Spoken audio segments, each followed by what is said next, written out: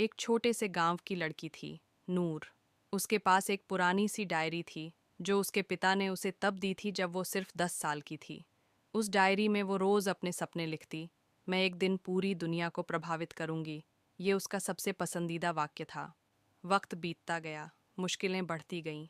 एक दिन उसका घर जल गया और वो डायरी भी उस आग की भेंट चढ़ गई। नूर टूट गई थी।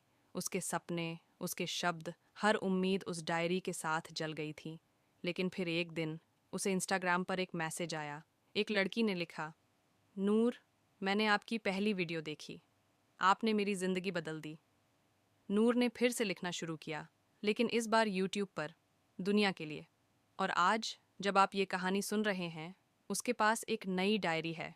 आप लोग, हर सब्सक्राइबर उसकी डायरी का एक नया पन्ना है। तो अगर आप चाहते हैं कि नूर की कहानी कभी ना रुके, तो उसकी डायरी का अगला पन्ना बन जाइए। चैनल को सब्सक्राइब कीजिए।